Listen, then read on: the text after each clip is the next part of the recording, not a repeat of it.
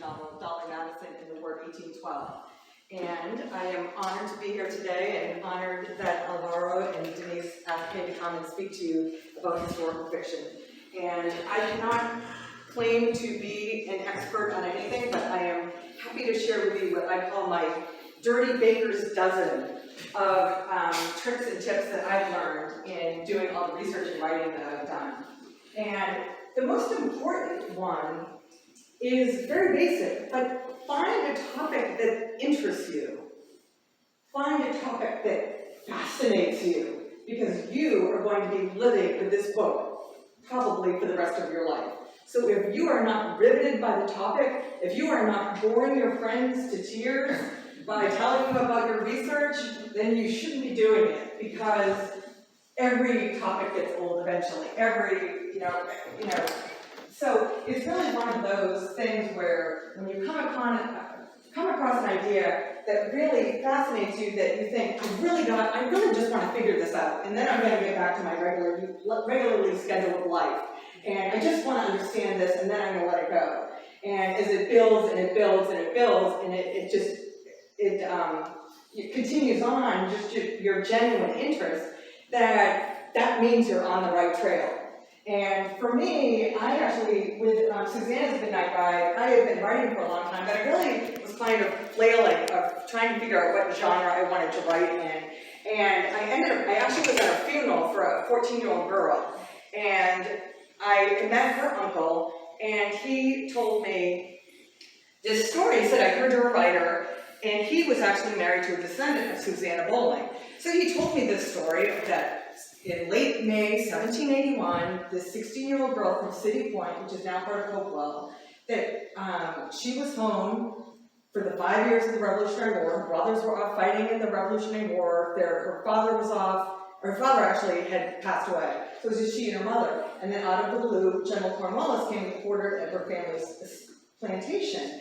And that night she overheard Cornwallis's plan to capture Lafayette, which would have completely ended the war right then and there.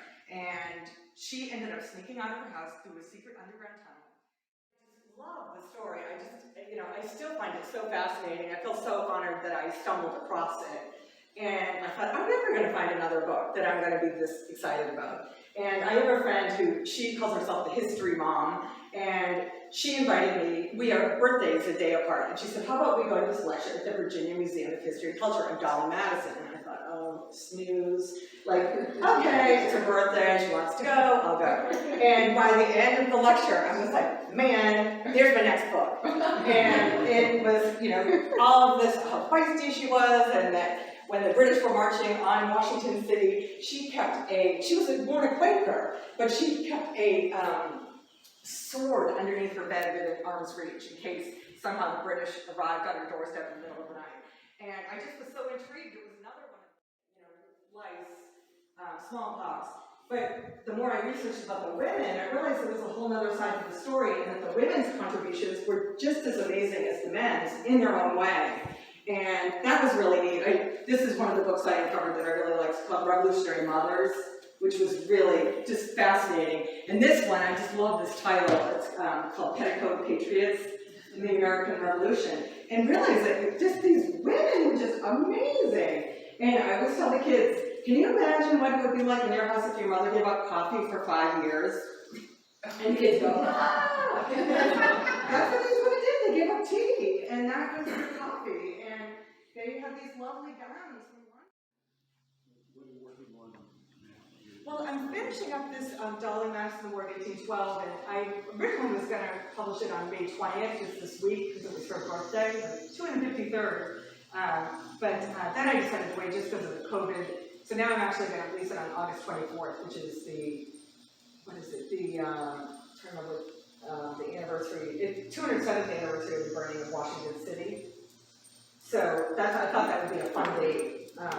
So that's August 24th. And then the next book that I'm going to do is, I'm going to learn about another boring war that I'll, hopefully in a couple years be raving about it. Interesting it is, but there's a woman named Elizabeth Van Loo who lived in Richmond on Churchill, and she was a Union spy, and basically one of reported to Lincoln and Grant directly, just amazing, organized a whole breakout at the Libby prison in Richmond. And so I'm going to do a story on her, on Elizabeth Menlou. And that way, then I'll have a trilogy of, then I've got 3 Virginia women in history, 3 different wars. So kind of, pack that together as a trilogy. And after that, I'm not really sure, but I'm excited. Wash out everyone.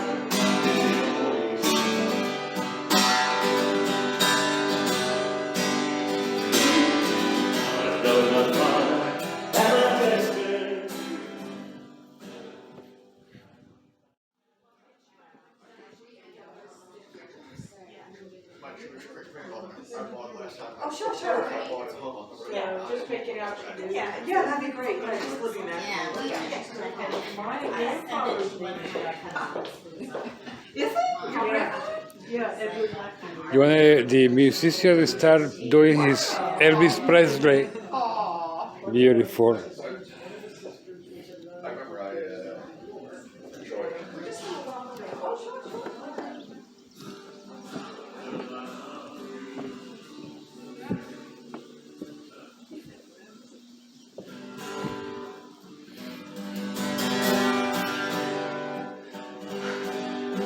I call the audience.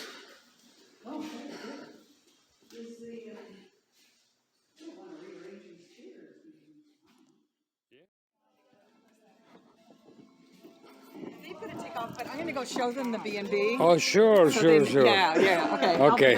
Okay.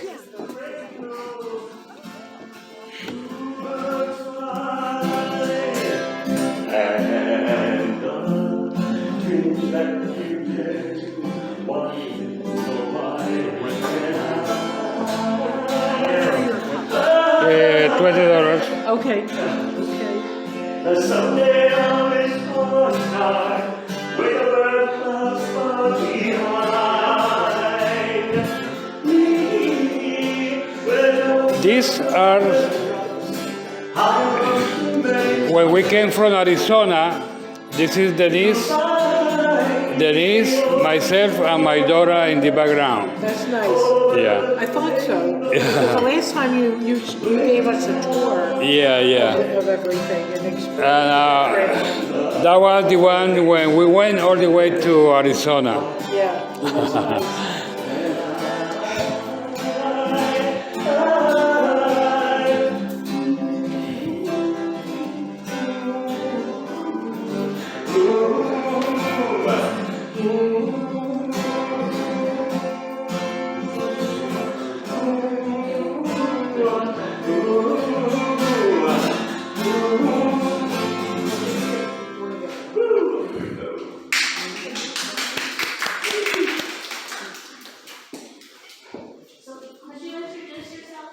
Not to everyone, I'm sorry.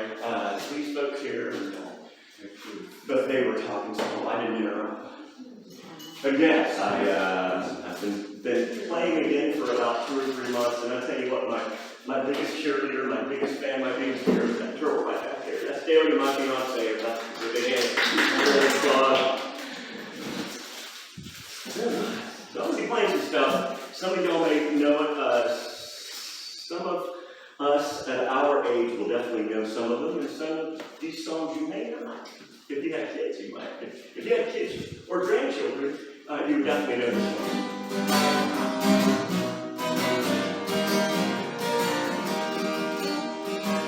You got a friend in me. You got a friend in me. When the road looks rough ahead and miles from your life and death, you just remember what you both are set for. You got a friend in me. Yeah, you got a friend in me.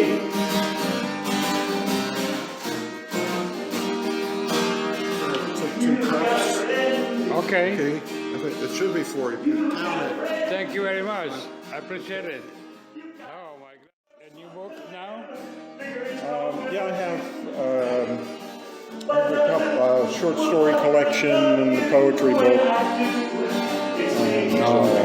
And, a memoir. So Well, I see today was very successful. I give you this. Oh, for me, thank you. I'll be happy to come back. And the other thing is that we need to organize this because, for example, the reading here was good, but I need the AC back. You put a microphone. Oh, there are some more visitors. Good. Come on in.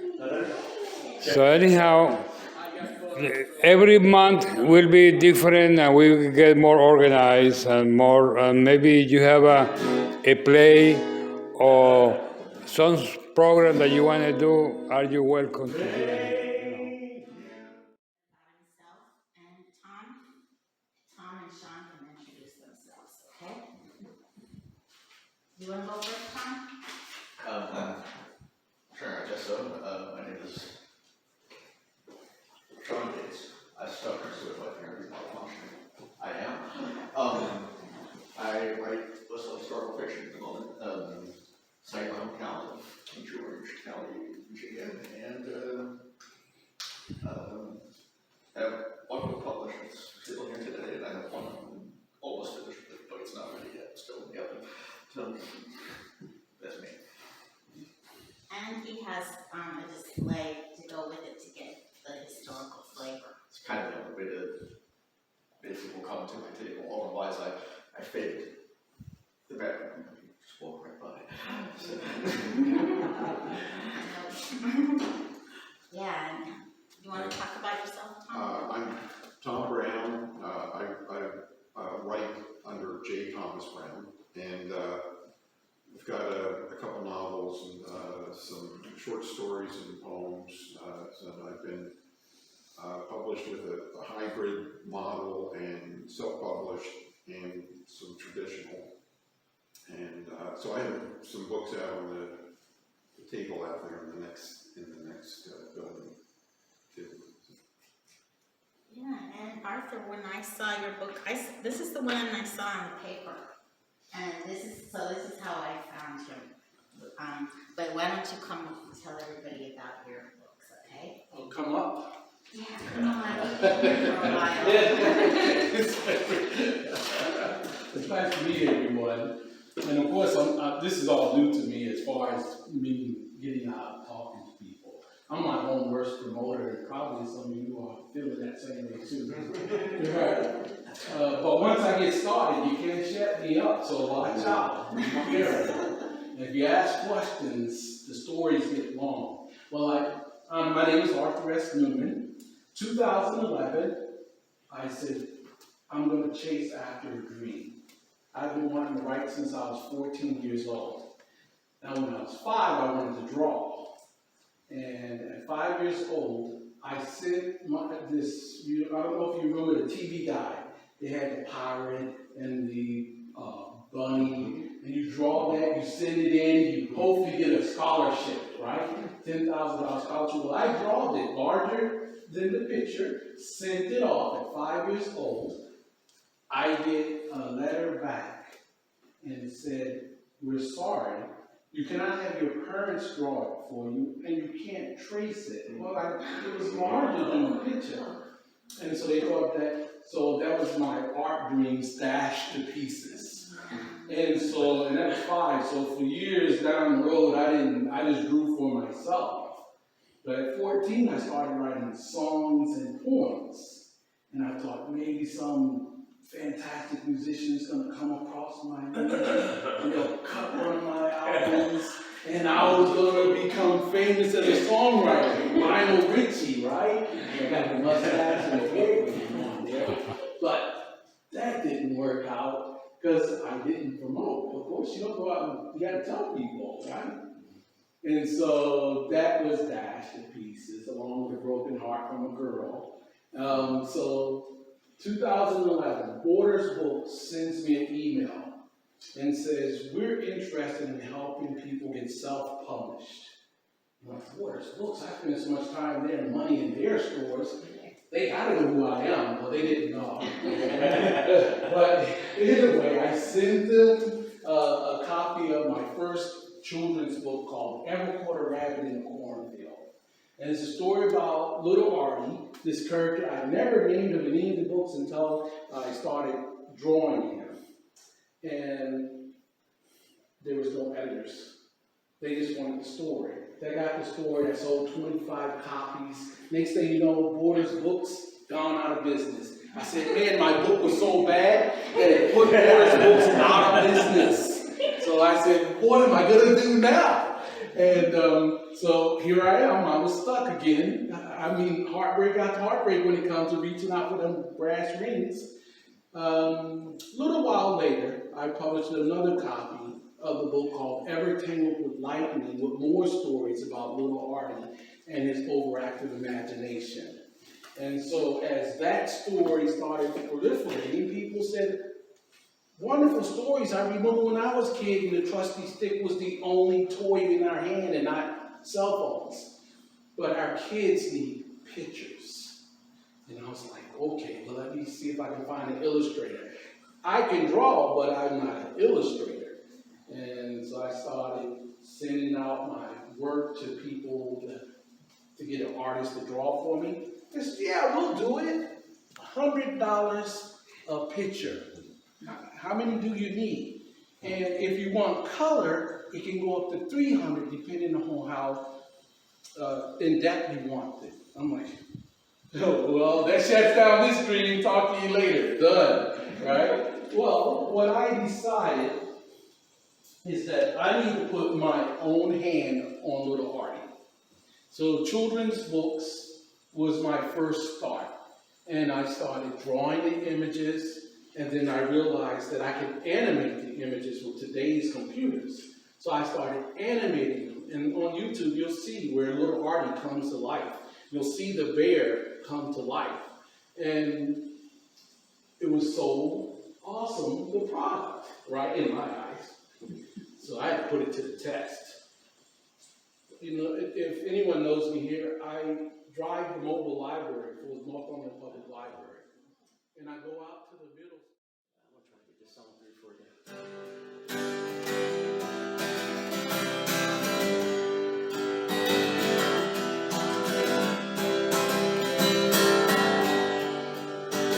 How much of my mother has my mother left in me?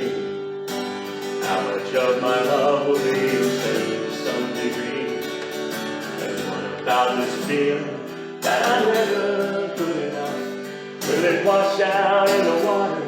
Is it always enough? How much of my father am I destined to become? Will I get the lights inside me just to satisfy someone? Will I let this woman do? I do away with jealous love. Will it wash out in the water? Is it always enough? I can feel the love I want. I can feel the love I need. But it's never gonna come the way I am. Could I change it if I want it? Then I rise above the flood. Will it wash out in the water? Is it always in the blood? Of my brothers, do my brothers want to be? Brothers can come because other family. We'll be there for each other like nobody ever could. Will it wash out in the water? Is it always enough? I can feel the love I want. I can feel the love I need. But it's never gonna come the way I am. Could I change it if I wanted? When I rise above the flood, will it wash out in the water? Is it always enough?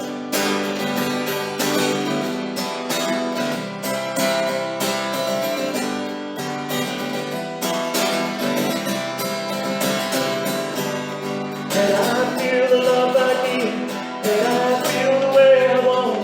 Can I feel the love I need? But it's never gonna come the way I am.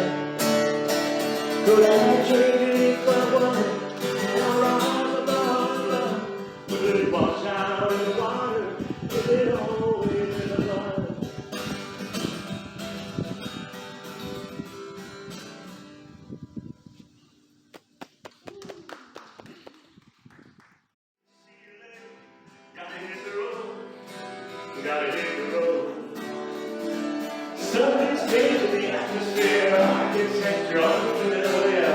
I can get used to this. Well, time flies by in a yellow and green. Stick around and see what I mean. There's a mountain top that I've been up. If you need me, you'll know where I'll be. I'll be riding shotgun underneath the hot sun, feeling like someone. I'll be riding shotgun underneath the hot sun, feeling like someone. South of the equator, navigator, gotta hit the road, gotta hit the road. The deep sea diving around the clock, bikini bottom glide tops, I can get used to this. Well, time flies by in a yellow and green, stick around and see what I mean. There's a mountain top that I'm dreaming of. If you need me, you'll know where I'll be. I'll be riding shotgun underneath the hot sun, feeling like you're someone. I'll be riding shotgun underneath the hot sun, feeling like someone. We got two in the front, two in the back, sailing along and we won't look back.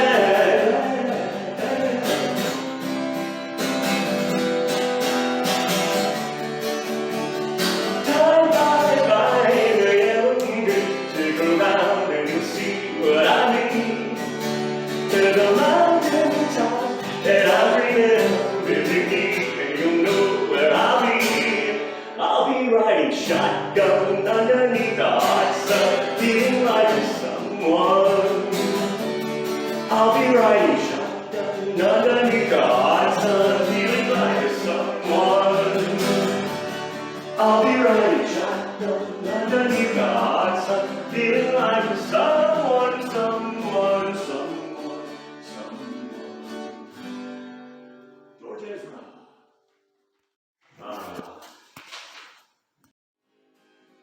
Dreams are good to see.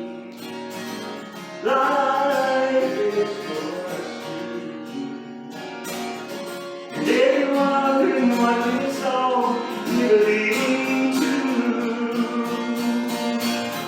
I wanna make it with you. I think we can make it, girl. No, you don't know me well. Everything always happens. You believe me that I do, and we'll see.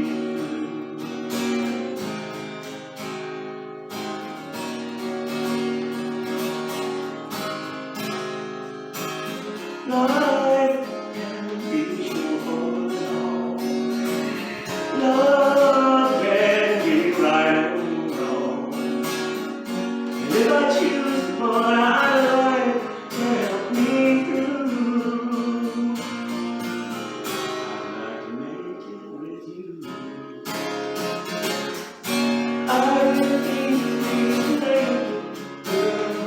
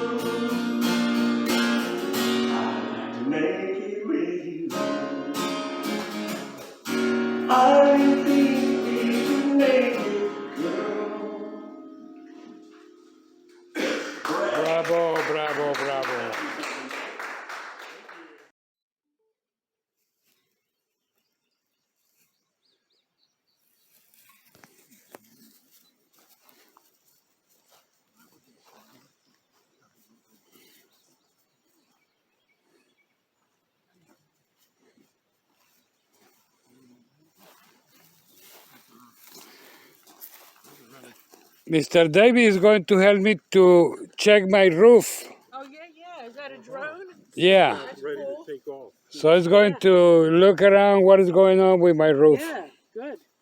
Because it's very hard, in the promised land, it's very hard to find somebody to come in to help you. Oh, yeah. Yeah. So, That's a pretty steep roof, because that yeah. 12 pitch or whatever they call it. Yeah. It's pretty steep.